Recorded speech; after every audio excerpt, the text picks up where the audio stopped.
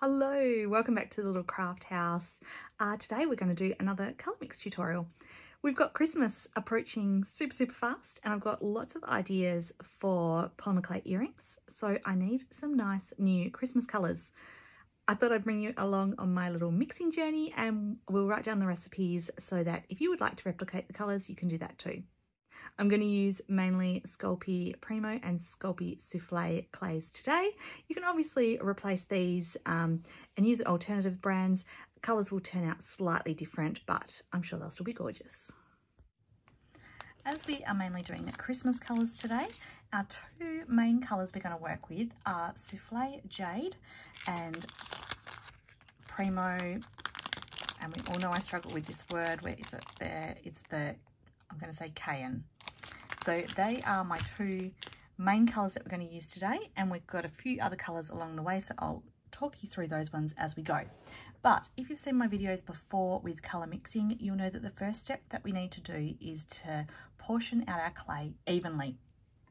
Now, most of today's recipes are a 1-to-1 mix. Actually, I think they're all a 1-to-1 mix, so super nice and easy. So we just need to get ourselves something to make these portions nice and even. So I'm going to use my circle shape cutter, and we need to cut the clay and make it an even thickness. So this is the jade. I've already done this, cut that one out and popped it through my pasta machine, making it at the thickest setting. So I'm going to do that with the cayenne as well, and then we can prepare our other clays as we go along. So I find having a pasta machine comes in really handy, not only for helping to get that even portions of our clay, but it also helps in the mixing process, as it is a lot quicker and a lot easier than mixing by hand. But if you don't have a pasta machine, that's not an issue. You can always mix by hand, of course. Just top tip is when you're folding your clay in half, to keep the seam line to the side. That way, like I'm doing here, that way it will help to push the air out as you're rolling along. So I am slightly conditioning these up before I put them into the machine. The main reason being because I don't want to put too much stress on the clay machine's gears. So I don't want to put in anything that's too thick. So I'm just making it a little bit softer and just down to a more reasonable level, so that as I pop it through here, it's just going to go through nice and easy. Right, so now my two main colours are conditioned up and at the same thickness. I'm going to cut the portions out. I'm going to use my circle cutter here, and I'm just going to start cutting pieces out.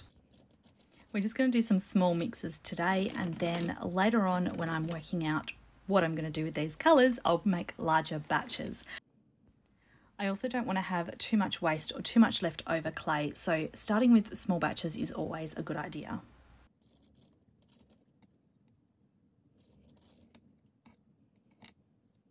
Okay, so now I've got my reds and greens sorted. I think we might start with our red colour mixes first. So I'm just going to move the greens to the side.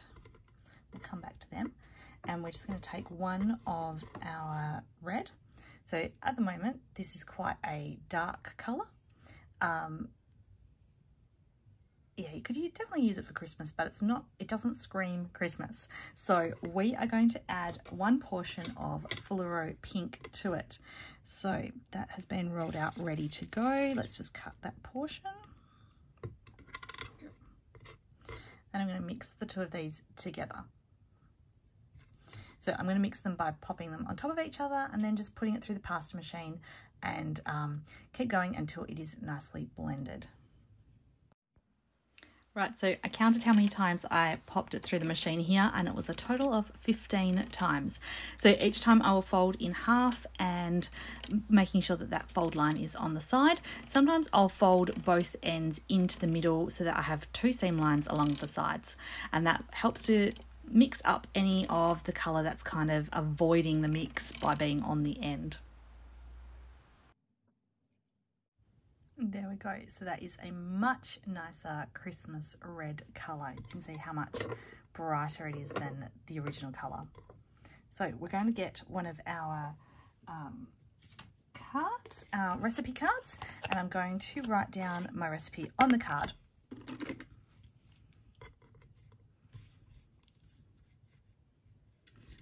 1 times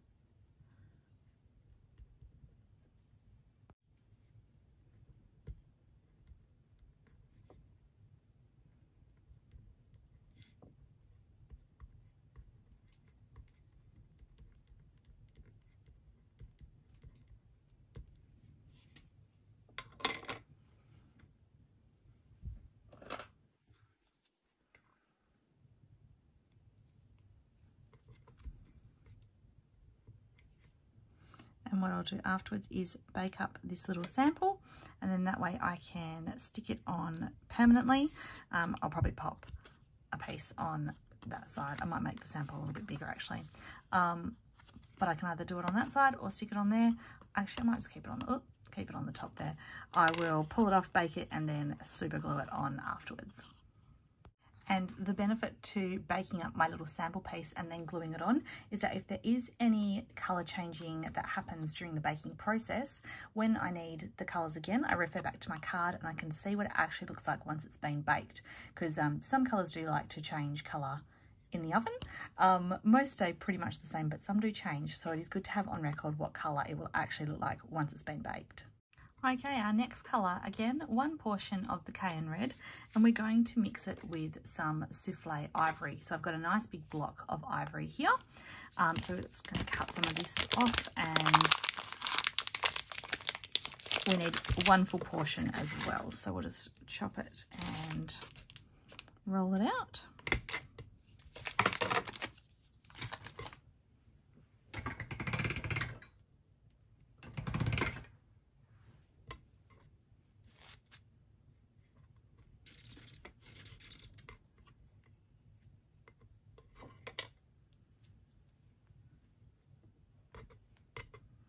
Mix these ones together.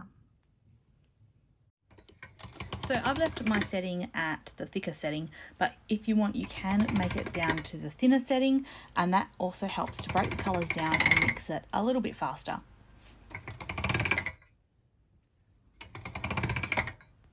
So it's getting to the point where you can start to see that new blended colour coming through.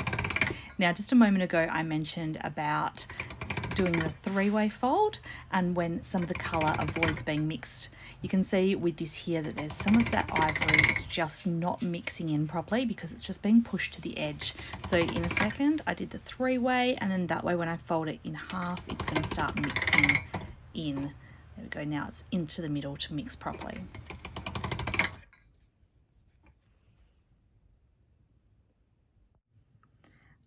So now we have this beautiful dusty pink colour, and with Christmas I sometimes like to go a little bit non-traditional, I suppose, and I prefer to go with, say, pinks and teals rather than reds and greens. So this one will be perfect for doing that sort of colour combination.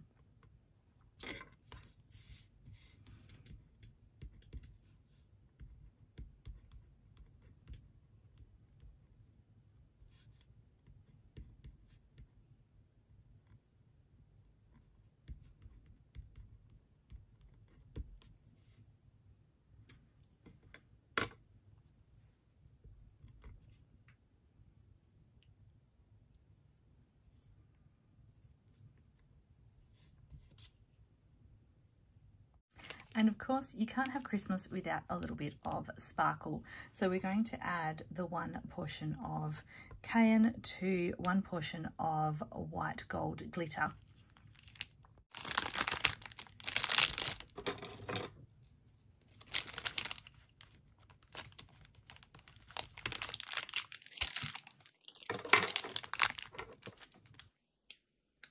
When you look at the white gold glitter, it is very, very heavy on glitter, and I'm pretty sure that the base clay within this is just translucent because it doesn't tend to change the colour of the clay too much. It just adds a lot of that glittery effect to the clays.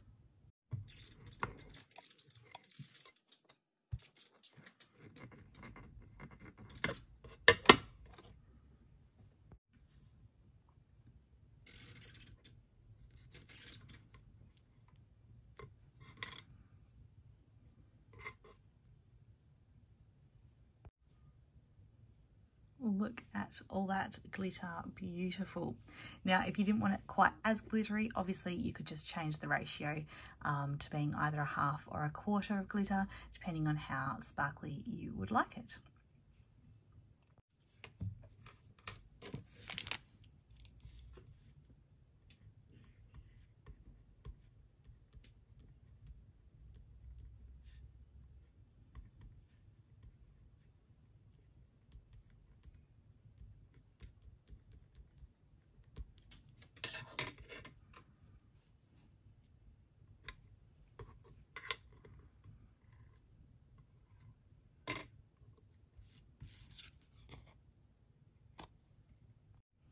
So now we have our three beautiful shades of reds. We are going to now work on the greens.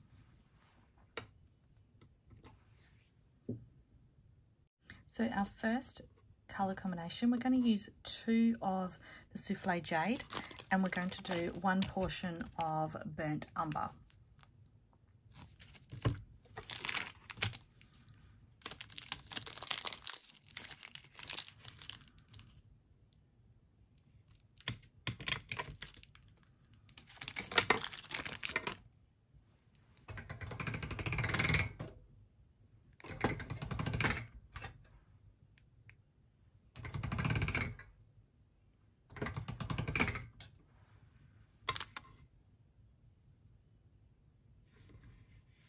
I cut just enough for that.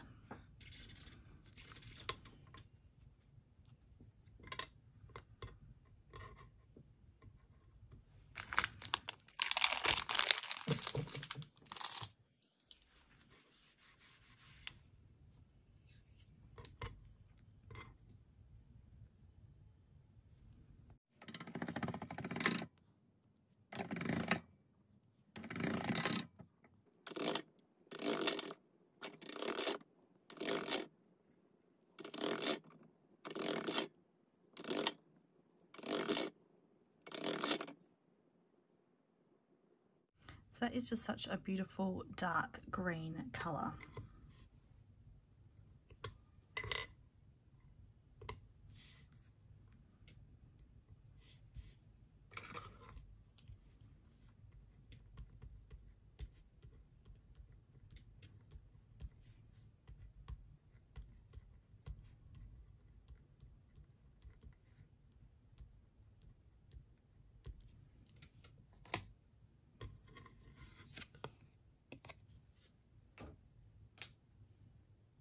Right, next up for the mix we need something a little bit brighter. So fluoro yellow. I'm going to add 1 portion of fluoro yellow to the 1 part jade, and it's going to give us a nice brighter green.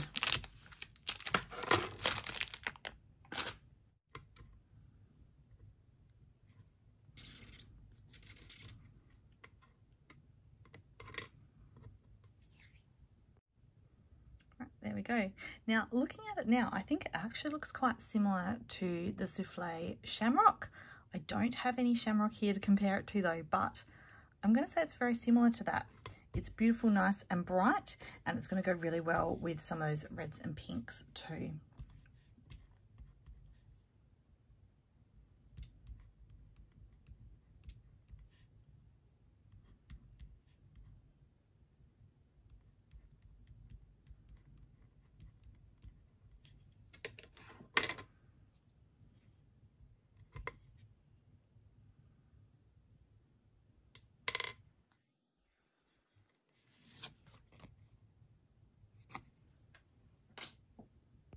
Right, last of our greens, I'm going to add 1 part jade to 1 part ultramarine blue.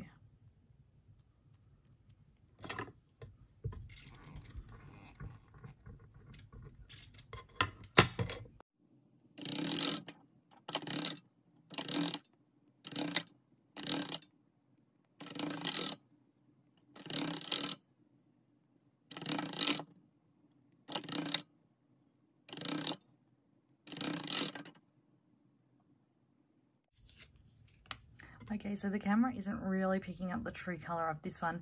It is definitely more green than what you are seeing, but it is absolutely beautiful. I love this colour.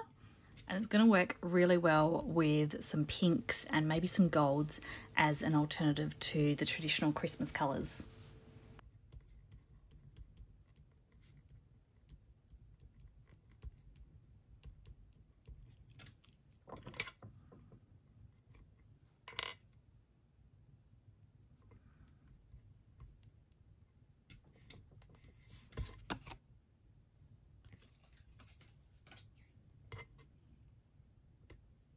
So the two final colours for our colour palette, we're going to do some accenting colours.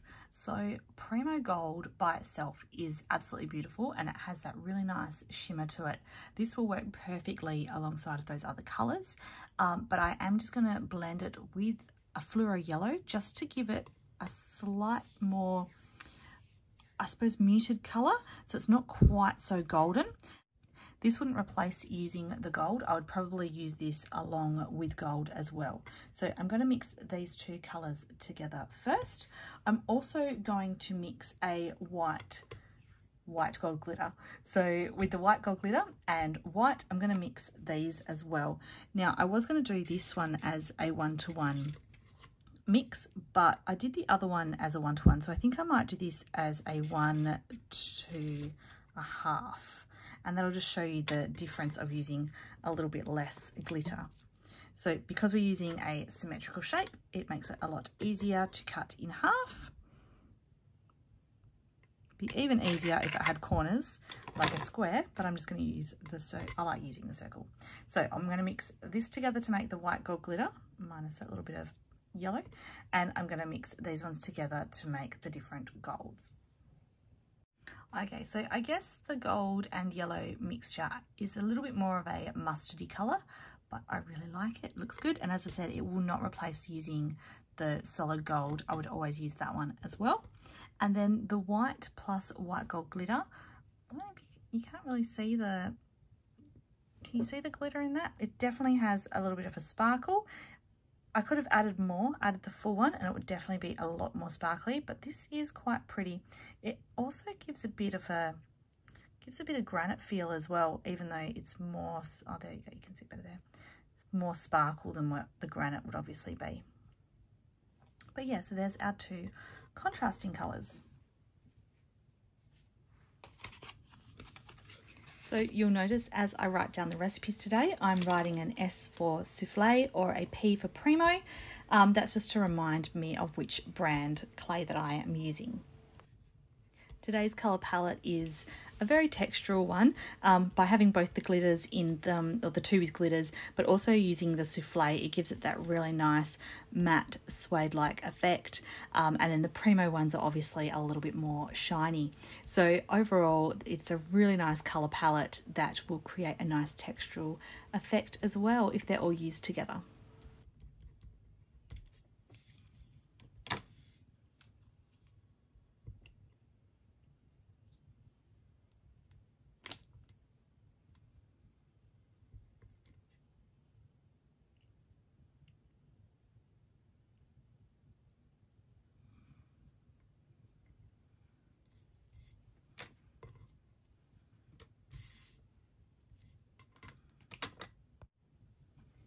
Okay, so what I'll do now is, after baking up those samples and putting them onto my little recipe cards, I'm going to start working on some prototypes for Christmas slabs and Christmas earrings and other Christmas projects.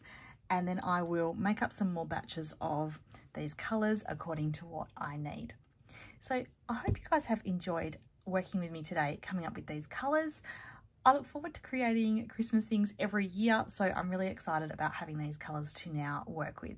So if you would like to see what I create with these, come back over the next few weeks because I'm sure I will be doing a whole bunch of Christmas crafting. So thanks for joining me today, and I hope I'll see you next week with another project. Thanks for joining me. See you later. Bye.